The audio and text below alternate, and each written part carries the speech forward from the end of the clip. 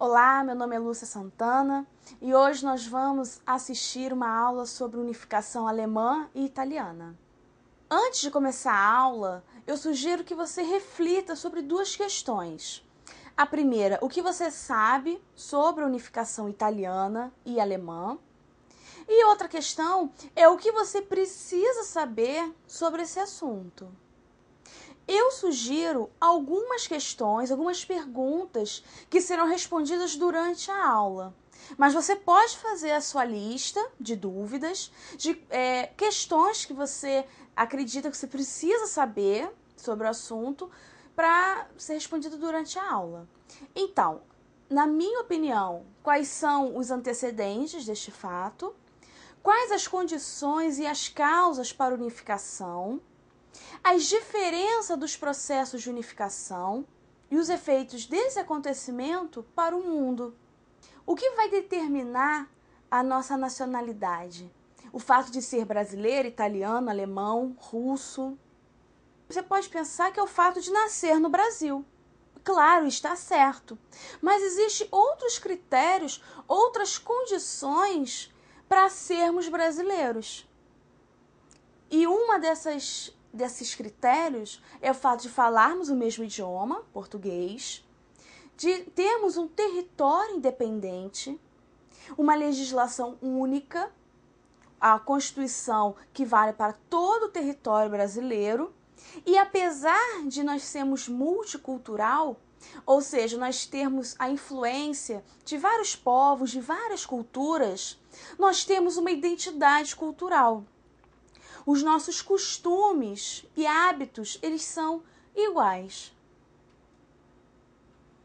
Então, após a Revolução Francesa, é que começa a surgir o nacionalismo, influenciando os estados que formaram a Alemanha e a Itália. Então, antes da Revolução Francesa, nós tínhamos o rei, que era como se fosse o dono, o proprietário do território, e os súditos. Com a mudança, com a Revolução Francesa, isso muda e começa a ser despertado o sentimento de nação, de nacionalidade. E no caso da Alemanha e da Itália, apesar de terem traços em comum, estavam divididos politicamente. O que hoje é a Alemanha, o que hoje é a Itália, anteriormente eram vários estados, ou independentes, ou então sob a influência de outra nação.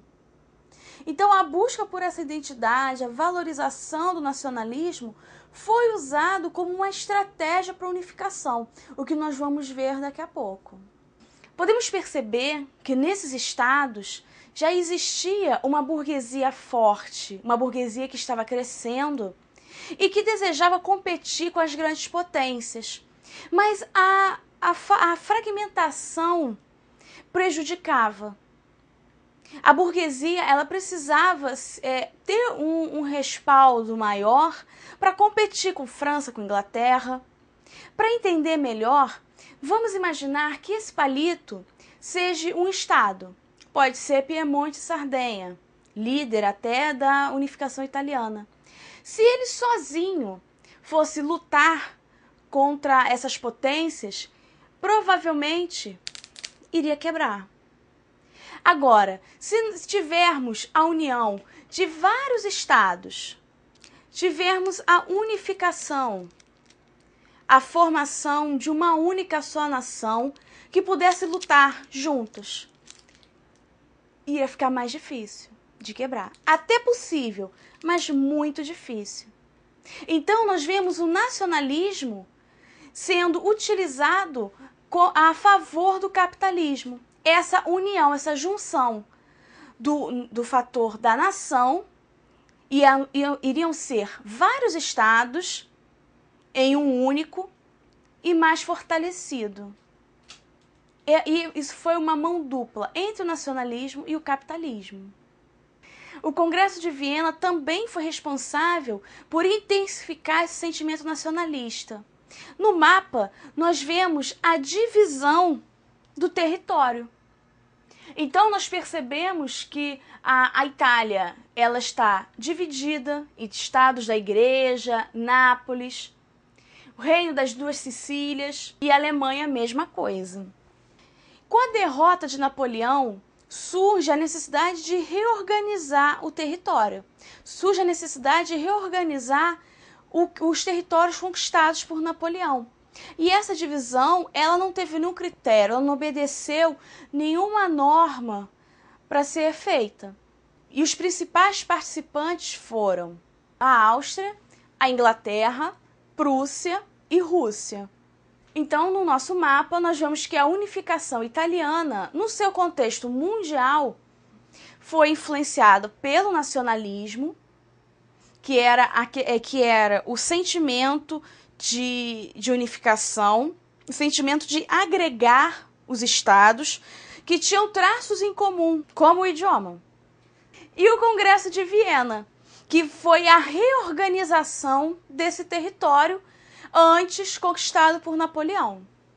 A unificação da Alemanha.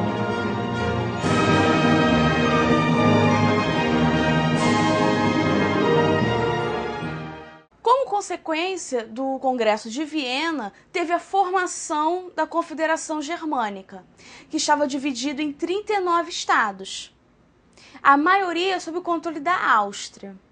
A economia prussiana ela era extremamente comercial e sentia a necessidade de ampliar isso, de ampliar os seus mercados. E então criou, junto à Confederação Germânica, o Zollverein. O que era isso? Foi um acordo com os estados da Confederação Germânica, onde eliminava a taxa de circulação de mercadoria, ou seja, o imposto.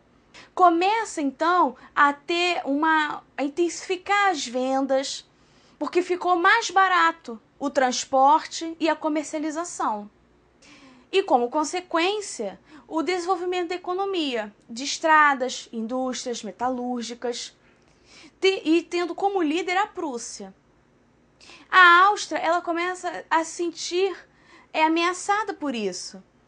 Começa a ter uma integração melhor entre os estados, começa a favorecer essas economias, e a Áustria reage contra o Zollverein, levando a Prússia à modernização militar e a busca pelo apoio burguês e de grandes proprietários. Então, nós podemos dizer que essa união econômica foi o primeiro passo para a unificação dos estados germânicos.